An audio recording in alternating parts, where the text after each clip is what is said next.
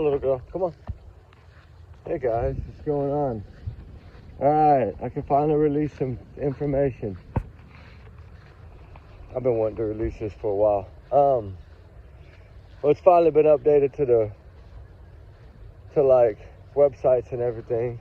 You know, remember we kept trying to say, okay, why is this search warrant being executed on April 2nd? Remember, we knew about the April 2nd one because that one leaked the radio, but the one we didn't know about was the one that I thought was at the beginning of March. Remember, I talked about it when something had broke. It was the beginning of March. It wasn't the beginning of March. It was the beginning of February.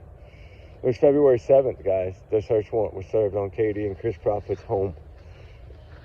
Y'all do know about this, right? I figured it would trickle out. Like, I knew about it about 2 weeks ago, right? When I was up there, but 3 weeks ago now, I guess. But I wasn't confirmed, so I didn't say anything about it. And I was like, I just kind of let it go until we get some more, because I didn't want to speculate on it. Now that I know that it's, been confirmed, thank goodness. We know now. What did I tell y'all? Didn't I tell y'all something was going to happen in September? We didn't get the correct update, gentlemen and ladies. We did not. Because, hold on, I'll read it for you. Hold on, I got it right here. Hold on, let me pull it up. Hold on, boo. Okay, let's see. I got it right here. All right, law enforcement served a search warrant. Correct, right? Because I asked the question. Law enforcement served search warrant on the home, at the home of Katie and Chris Proudfoot on February 7th, 2025, as part of an ongoing investigation into the disappearance of her son, Sebastian Rogers. The probable cause for the warrant was sealed, but understood to have been related to the case of the missing teen who vanished from Hendersonville, Tennessee on February, they got the date wrong, 26, 2024. And then I said, okay, so for sure, when was it executed? Okay, when? Search warrant was executed on February 7th, 2025. The other one was issued on April 2nd, 2025. That's 2 search warrants. February to March, March to April. 2 search warrants, 2 months. Wow. Hey, guys. See, now this is what boosts my hopes, right? I've been looking at this last photo proof of life thing, trying to figure out is that correct. And all along, if I'd have had this confirmation on this one that I thought was early March and actually was early February, I was a month, my source was a month off. That maybe they didn't learn about it until, that's what I was trying to think about. But February 7th, unless there's another one. There could be that there's another one. There's a lot going on. Remember, I kept telling y'all, February, March, April, all the way in that zone was something when everybody thought, okay, well, it's approaching the year anniversary. They were getting search warrants, guys. How nice is that? Justice for Sebastian Rogers seems to be painting a beautiful picture. I had this, I almost gave up. Like, I was at a point to where I was like, my sources aren't panning out on this Sebastian stuff. I'm not getting any confirmation for any of these dates that I'm given. And then all of a sudden, I get confirmation. Lo and behold. Literally this morning. And I was like, I don't care what I do. I'm going to town. I had to come to town anyway, but to get this stuff into my daughter's car. We went shopping again yesterday evening, and oh my God, guys, we had so much fun. She's narrowed it down to like 3 different cars finally, so. But yeah, guys, what are y'all? Oh my goodness, man. I'm so glad that I got this information back. The search was connected to the February 2024 disappearance of 15-year-old Sebastian Rogers. The specific reasons for the warrants are sealed, but sources indicate that it was an effort to generate potential evidence in the case. I should have kept reading his notes. Source note. Enforcement took 3 cameras from the home that had not been there before Sebastian went missing, and that the probable cause search warrant was signed off by a judge. Okay, guys, they took 3 cameras. Holy shit. Holy sheep shit. 3 cameras. Hold on, let me make sure I read that right. Hold on. Hold on, boo. I gotta look, come over here so I can sit this down, Ruby, please. Hold on, guys. I gotta. Let's see. I cannot believe that they seized 3 cameras. Okay, now we're learning a little bit. But they also took cell phones. Well, that was the other one, I guess. Okay, see, so now my sources, they are right. Now I get what they're saying. They didn't have, the one they thought was March was actually, first part of March, was actually first part of February. Okay, so they were just a little bit off. Hold on. All right, here we go. Details. I'm trying to blow this up enough.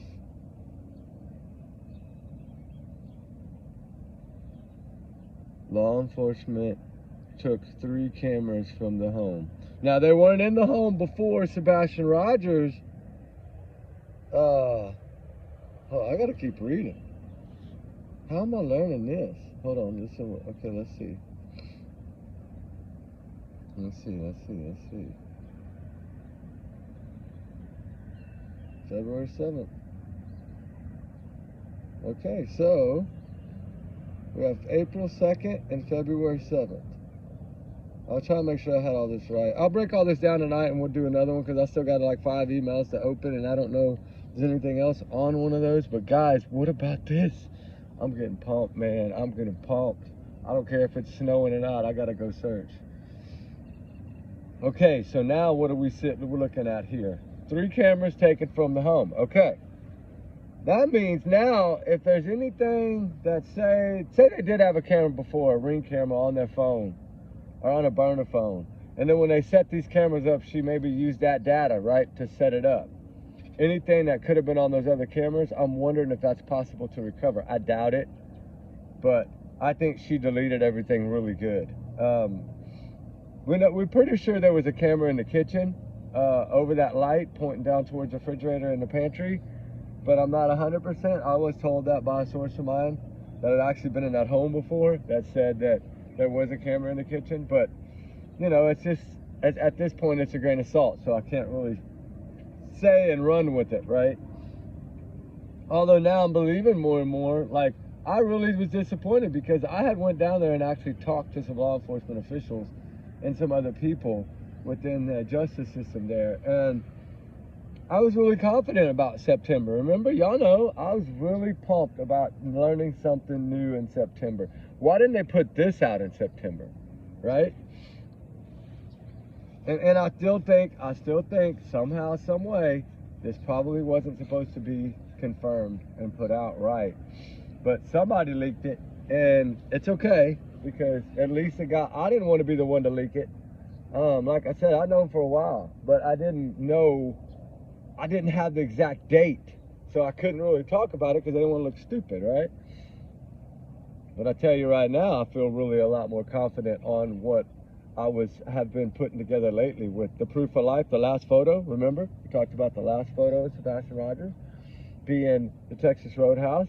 That's the proof of life that they showed the father. So to me, that's the last photo. This is how I look at it, in my opinion. And so don't take my word for it, but this is my opinion. I look at it as something happened after. He did not make it home. I have said that since day one. I don't know if it's going to end up being 100% real, but I do believe that this child did never make it home. And I think now this push that we've been trying to get going, guys, in our little baby channel here is starting to work. I think it's starting to reach other creators, right? And some that may have way more powerful tools than I do that can maybe do something a little differently than me. Because I do think we're on the right path. And a lot of people have been underestimating, right? Now how do people feel that have been dogged? Now, I still believe that there's a little shadiness going on with how the cell phone was said to be, where the cell phone was said to be, right? I played that video the other day of Seth saying it was on the kitchen table. It was on the kitchen counter. So I knew that. Katie had said kitchen counter. Chris had said counter, or island counter, or whatever it's called. The only one that said differently was Brandon Carter, Detective Brandon Carter. He's the one that said it was on the dining room table with money. We never heard that from Seth Rogers. So I've always said that update was just a bunch of BS. This is what they should have been putting out. February 7th, executed, right? That's what they should have been telling the world. And I understand they're trying to keep things. That's why I played that clip the other morning in that fire chat video. It was because I wanted people to realize that Eric Craddock said there's some stuff that we just can't share. So there you go. And now we know, okay, February 2025, they were getting warrants. April 2025, they were getting warrants. Okay, so let me just put it this way. What I've been told by my buddy is that usually when they start serving warrants a year after the crime, or right around the year of the crime, a year anniversary of the crime, then they got something from somewhere. And what? We don't know that yet. But we know that it was February 7th, right? Yeah. The search was connected. Okay, so what else would it be, right? The only reason they're going to serve warrants there is because of the case. I mean, well, unless it could have been something with Faith or Nina or so, I guess.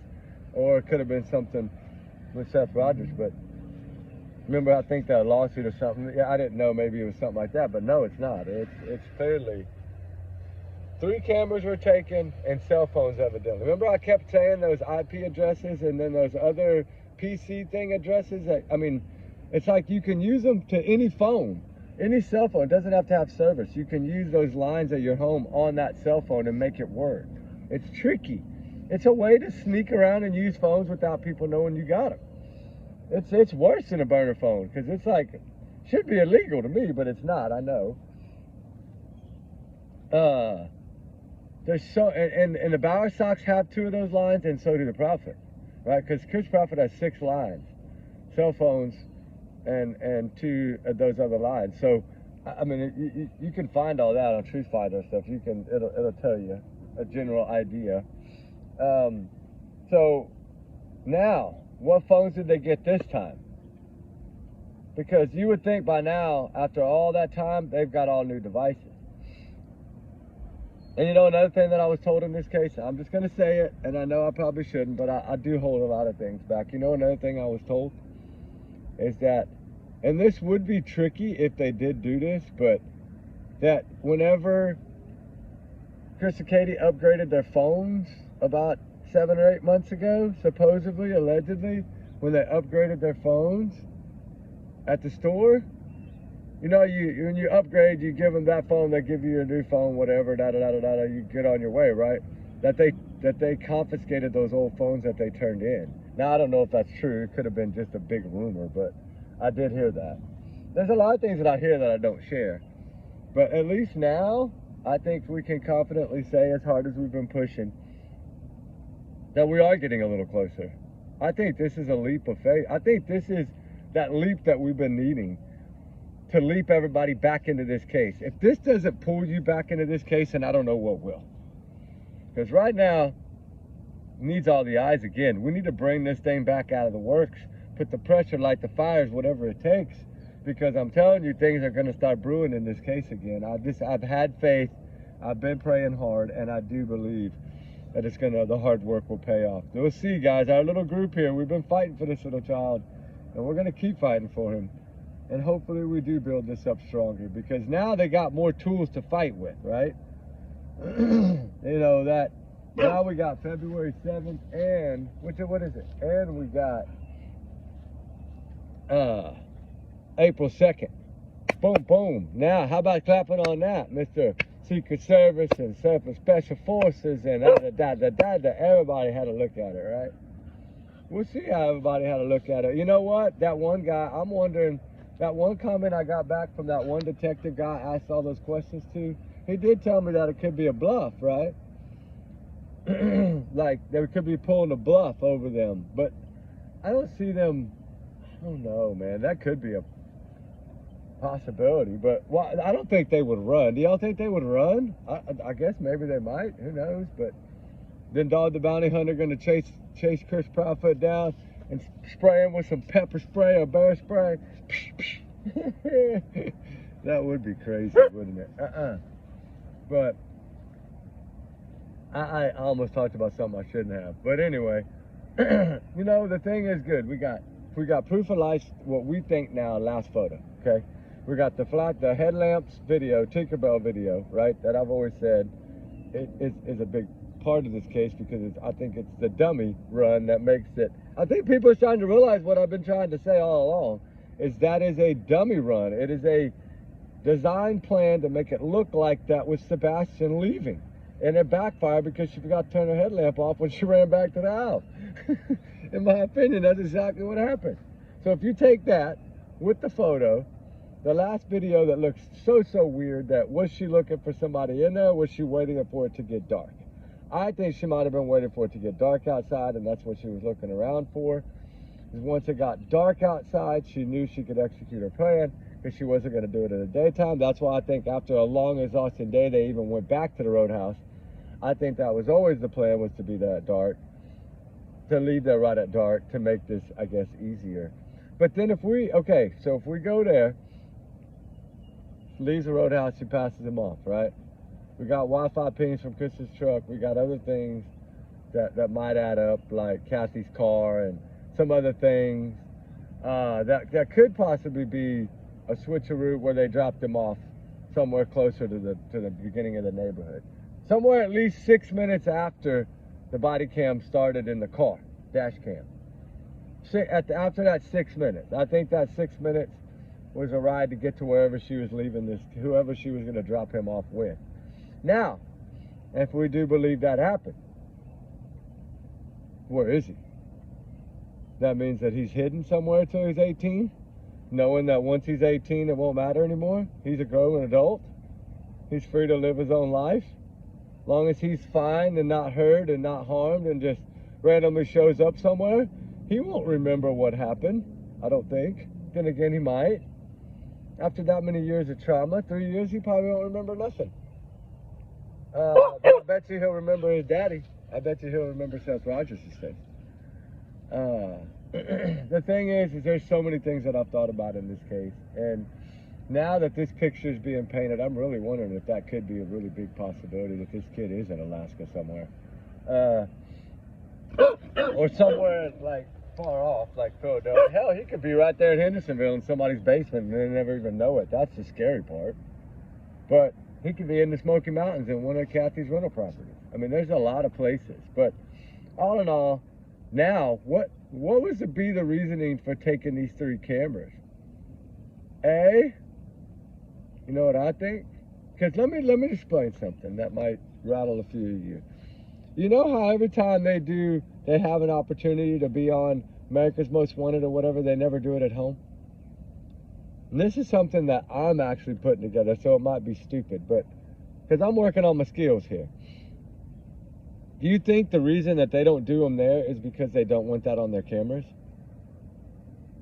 Because they don't want to slip up and say something and be on their camera? But guess what? Think about those cameras. Remember, the audio and video, right? Anything they've been talking about after those cameras were put in will be on those cameras. That's why I think they took them. So they can see how they were living all those months after he was gone. How they were acting, what they were doing, right? 3 cameras, it's a lot of cameras to take. So, guys, I think that could be huge. They also took cell phones, okay, and a tablet. From what I was told, it was also another tablet. And I'm wondering if that was the tablet that Sebastian had. And then guess what else? From what I'm learning again, they took a gaming station. But not I think it was an older gaming station. I don't know. I'll just take that one as a grain of salt for right now. But I'm learning. I'm just glad it's out now so I can comfortably talk about it. That's the main thing here, because I feel like that's what I've been wanting to do, you know, for a while now, and I just haven't been able to do that. And it makes it hard because you want to talk about it, you know, that's what we're here to do. But sometimes you just can't. And as tough as it is, we just got to go with it. Because we know eventually it's all going to come out, right? That's what we always say. It all comes out at the end. So, now that we got that, we got cell phones, security cameras, say tablets. Man, what else did they take, I wonder? They're not going to tell us everything. And the probable cause is sealed. I like that. Because you know what? The probable cause and the search warrant for the landfill is sealed as well. I've been trying to get records, but they're keeping everything sealed, so publicly we can't get anything. We can get a few things, little things like this, right? You can get little things like this that they probably didn't mean to get out, but they did. So February 7th, we got April 2nd. If those dates are 1,000%, which it says they're confirmed, so golly, man. I'm just one that I always have fear that maybe something won't be accurate, because once we get these clues like this, that's when we start pursuing forward with our guts, like what we think. Now, are we painting a picture along what we think could have happened? Yeah, hear me out. This is exactly what I think happened. I think something happened that Friday or Saturday between Chris Proudfoot and Sebastian Rogers. Some kind of encounter, some kind of either argument, some kind of something. That's when the scratch marks happened. There was something that went on, and he was going to tell his teachers on Monday. I think that's I don't think this was planned ahead of time. I think this was planned that weekend, and that's why it was sloppy. Because I think that they realized he's going to tell, and now you've been supposed to have been gone all this time, and you were here, and they're going to take his word for it, and you're done. You're going to jail, buddy. And I do think that's what happened, in my opinion. This is my opinion, remember that, and my thought only, guys. Don't take this as fact. This is my opinion. But I do think that something bad happened like that. And then she tried to really butter him up, because Saturday she took him to go get food samples and stuff at that wholesale place, right? Not Costco's. Costco's, yeah. Not BJ. BJ's is Sunday. And then she took him other places on Saturday. And then Sunday, she took him a lot of places too. And she did a lot of special things for him too, when she doesn't seem to do anything special, because she doesn't even miss the kid. So why did she do all those special things when she doesn't ever show that loving motherness to us?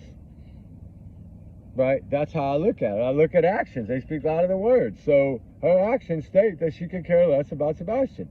So why would she cook him all this special stuff and have a fun-filled day? Why? On a calm, extra dark day and night. Why? That's exactly what I'd be asking myself all the time. Why? And it's like, there is no really good answer other than he was in the way. He was going to cause their problems. He was going to put his stepfather in jail, and then Katie was going to be divorcing or be married to an inmate. And how embarrassing is that for somebody in the military? Embarrassing. So yeah, there's a lot at stake here. People don't realize. And I do think that this thing got planned in a weekend, and that's why it was a little bit odd, and that's why they didn't have the time to have their story straight. And it still took 8 days for them to try to get a half-assed story. That still wasn't consistent. But that's what I'm saying, is I don't think it was a long-term plan. I think they were trying to get him to go live with Seth, yeah, but I think they were worried that he would find out the truth and that it would bury Christopher Proudfoot. That's what I think. And so they couldn't go that route either. And they just hoped that maybe it would all calm down, and then it just escalated and got worse, because it seems like those last 3 or 4 months, it was CPS was involved a lot, is what it looks like, appears, in my opinion. And so if that is the case, it was getting worse and worse, the abuse, and he was telling more and more, telling the teacher. He had learned that he could tell them and it would work. So he could threaten to tell the teacher, and Chris probably leave him alone. So he used that as his voice to get him to stop, which is sad that he had to do that. But then again, I think they took it to the next level and realized, okay, we got to get rid of this kid at least till he's 18. You're going to be in prison. So I think that they figured out some way to do this. And the reason she was so nervous at the roadhouse is because this was all new to her. She was scared. She didn't know what to do. She didn't know how to do this. She didn't want to do this. Part of her didn't want to do this, but it was Chris that was forcing her to do this. That's what I think. And that's the nervousness of looking around. I think she was worried because she knew any minute the plan was going to be executed and she was no longer going to see her son. So she was trying to take photos at the last minute to have something to hold on to, knowing that I don't know if I'll ever see him again. And really didn't want the time to come. Antsy, didn't want to leave, didn't even want to get up and pay the bill, like trying to slow down time. Like, because she knew in her mind when she left those doors, that was it. She wasn't going to see her son anymore for a long time. That's what I think. That's why only they can bring him home.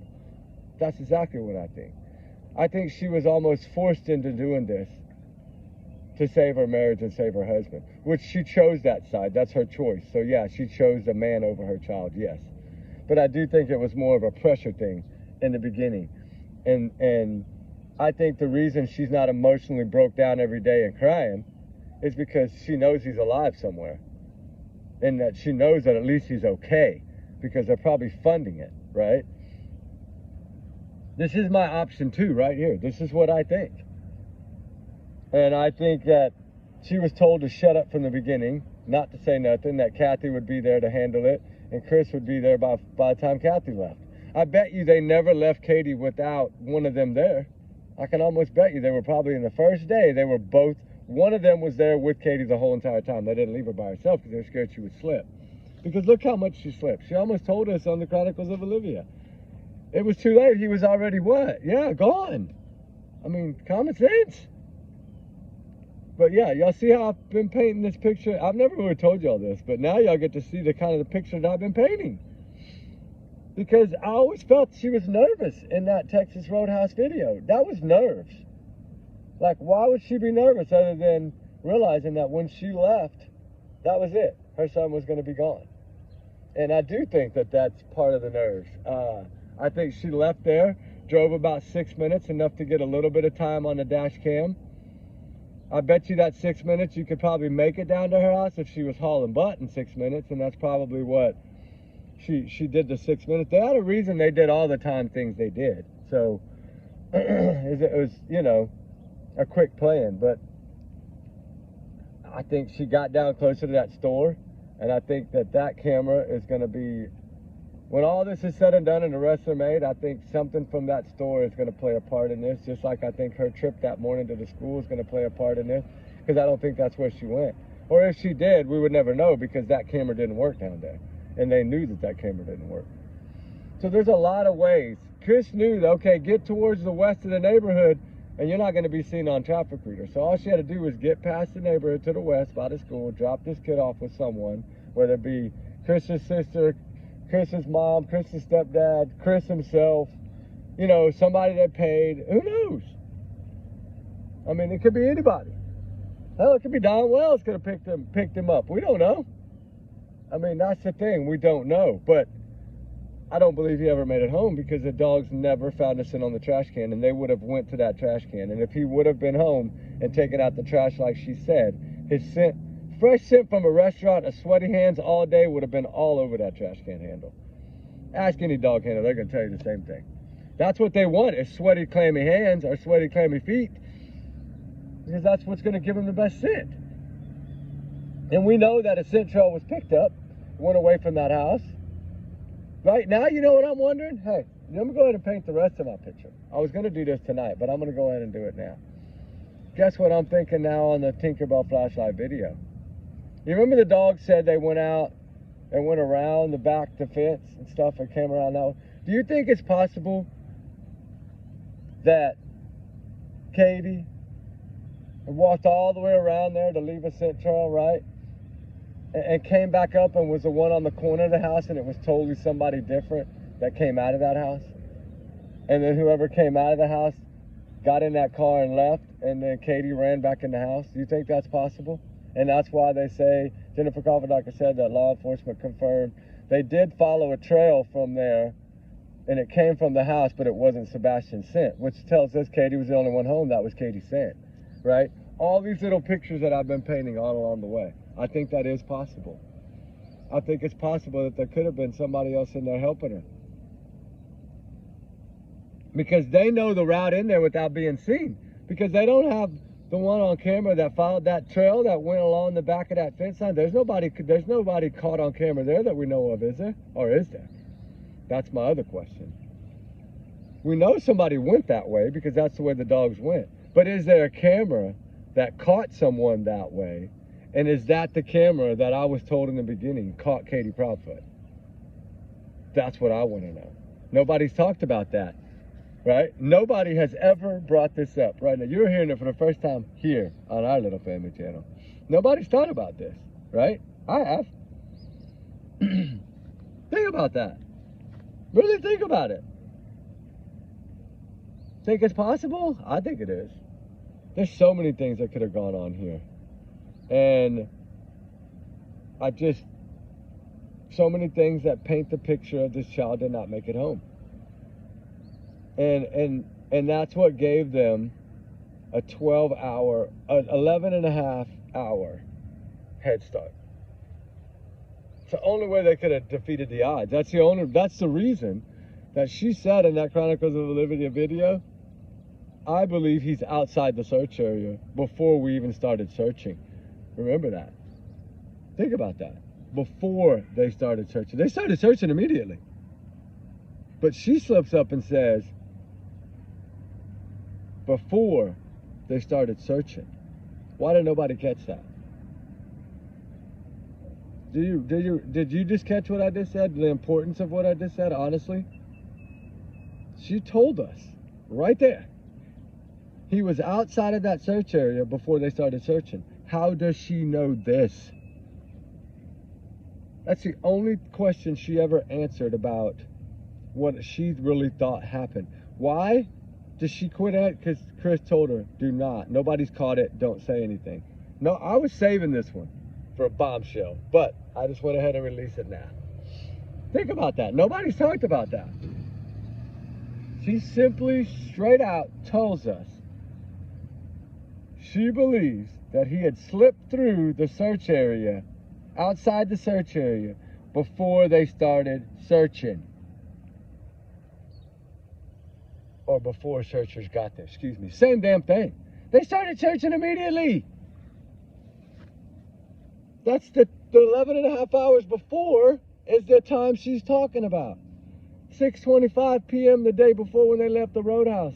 Right after that, Sebastian, in my opinion, Rogers was gone. Gone. She came home alone in the dark. Nobody could tell. That's why she wanted it to be dark. She could pull in that garage and nobody could tell he wasn't in the car. She never pulled in the garage, but she did that night. Neighbors said for 3 or 4 weeks before that, she never pulled in the garage and closed the door. For some reason, that day she did. I don't know why. I know why. I mean, in my opinion, I think I know why. I think because she was alone. And she didn't want anybody to not see Sebastian in that car. Remember, I was told that by someone in that neighborhood that they saw a clip of Katie coming home in the dark with the headlights of another car hit her windshield right before the beginning of that neighborhood. And a camera caught just Katie in that car. I've talked about it a long time ago. Not in a long time, but this is probably the 5th or 6th video we did. I've done hundreds of Sebastian videos. One of those videos I talked about it because someone told me that. And I was shocked. I was like, why don't the cops? That's enough right there. That's just like a Manuel Haro case. That's like proving Rebecca didn't have that little baby in the car. The same thing to me. But they still didn't arrest her when they had that video for a long time. They had to investigate. But I think we're here, they're really close. And I'm back to my, man, I'm ready to do some country dancing. I'm telling you, I think they're going to solve this case. I really do. I'm so glad that it took a leak or whatever to get this out. Because these are things that we fight to get. These are the answers we're looking for. And now that y'all kind of know my painted picture, what do y'all think of that painted picture? You think it's plausible? You think it could have happened that way? I mean, I think it all boiled down to Chris was going to be in trouble. And I've always said that's the motive. Was he was going to lose faith. And his mom would have never forgiven him for that. His mother didn't care about anybody but Faith. She wanted Chris to do whatever he had to do, even if that meant run over Nina to trigger warning to get Faith. his mom didn't care what he did. And so Sebastian was in the way to her. In fact, it was in the way to him. And Katie got stuck in the middle, choosing between her child and her husband, and she chose the wrong one, in my opinion. She chose a man over her son. And I think she realizes that now. I think when you see this little bit of a ball up, is because, or when asked if he could hear you, what would you, and she starts like looking up into heaven, I think she doesn't know either way. I think she was kind of left not knowing exactly. I don't think she knows where he is. I think she knows he's gone, but I don't think she knows where they put him, and I think that was all part of the plan. I don't think the Proudfoots would have let Katie know that, because then she could tell, right? If she goes and rats down and don't know where he's at, it looks stupid if she rats, right? Like, I think this is all a big narrative plan. I think it was something that evolved over time, but put together really quickly because of something that happened that Friday or Saturday. And I think that they had to act, and they didn't have much time, but they had enough time. Because think about it, I've always said you had to have had a head start. And then I kept trying to say, okay, they had 11 and a half hours if he was gone after the roadhouse. They had about 11 and a half hours before they called on 11 hours, 12 hours, exactly, like, because it was 6:25, they called at 6:33. So yeah, 12 hours. They had 12 hours exactly before they called law enforcement, the sheriff's office. So 12 hours they had to get this boy out of there. 12 hours, you could be a long way away. All they had to do was get him to somewhere where the Bowerstocks were driving through to Alaska, and they could have picked him up from there. Hell, they could have been right there hidden at the freaking Bowerstocks' cabin up there in the mountains, and they took him when they left to Alaska. It could have been a lot of places hidden close by, and nobody would have found him. I mean, National Guard was going door to door. By then, the Bowerstocks had already gone to Alaska. I mean, they left right away. That's why I always said, I think something, that was one of my first theories, that they took this kid to Alaska. But I don't know. I'm still torn between whether he's with us or not. And I want to have faith that he is. And I think that learning what we're learning now, it paints a little more picture that there is a little bit brighter possibility that he could be. I think that's a good feeling. I think, was they trying to hide him till he was 18? I said that in videos before. Yeah, it's possible. You can read up about these things. It happens a lot more than you know, but usually in a lot of other countries. Is they'll hide them till they're 18. It's weird, but the thing is, Sebastian Rogers deserves justice. We could talk about it all day long. We just have to keep fighting for it. And I think by me coming on and doing this little video, giving y'all a little bit different side of how I see the case, giving y'all a little more of exactly how I do view the case, without giving away everything. I mean, y'all, at least y'all know now kind of how I see this unfolding. And it might sound crazy to y'all, I don't know. To me, it makes sense, but for right now, I mean, I don't know if things change daily, but this is a really good breaking news, right? Because you wonder, was she nervous because she knew she wouldn't see him anymore? And that's I really did think a lot about that. I put a lot into that Roadhouse video thinking, is this nerves or is this she looking for someone? And I think she was looking around outside to see if it was dark, and she might have been looking for someone. Maybe somebody was supposed to drive by and do signal or something and let her know, hey, I'm on the way, come leave now. I don't know. It's possible. But it looked like she was nervous, like she wanted to slow down time. She wasn't in a hurry to pay the bill. She didn't eat. Her nerves were there. She was taking pictures of him like it was the last picture she was going to have. Like all that, right? Like, to me, that picture that she took of him at the Roadhouse, I would have think they would have used that photo if they didn't have the other ones, right? But we never saw those photos because, well, that could have been a burner phone too. I don't know, but that phone could have been gone after that night. Could have left when Sebastian left. I really don't know. But there's just too many wishy-washies. And the one big domino that's bothering me right now is the cell phone. Where was Sebastian's cell phone? Was it on a dining room table with money, or was it in the kitchen where we were told all along, sitting on the bar in the kitchen? That's what I want to know, because that's going to determine who's lying and who's not. That really.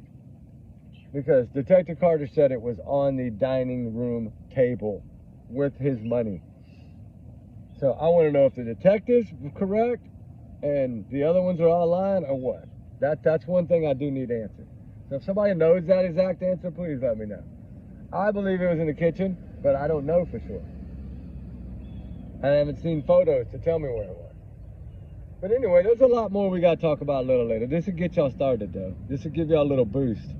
That's Sebastian. I bet this video does more views than any of the other Sebastian videos. But it's all right. We'll see what happens. We love y'all, guys. We'll talk soon. Be safe. Be good.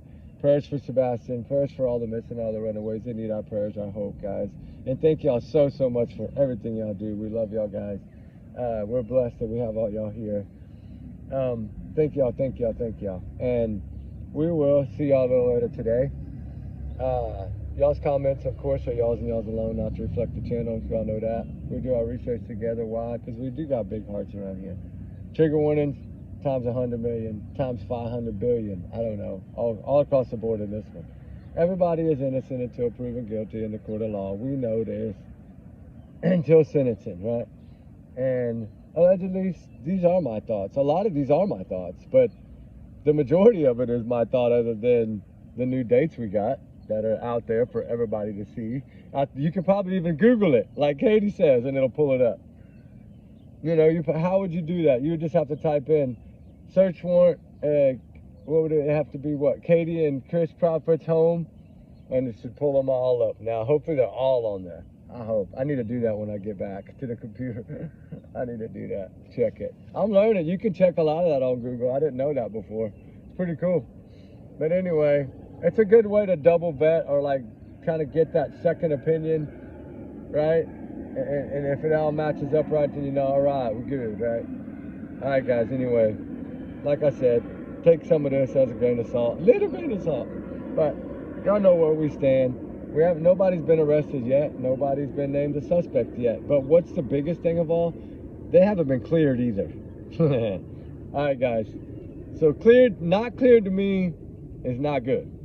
Anyway, have a good one, guys. We love y'all. Talk soon. Trigger warnings always. Be safe. Be good. We love y'all. We'll talk a little later. And again, everyone is innocent until proven guilty in the court of law. All right, guys. Have a good one. Bye.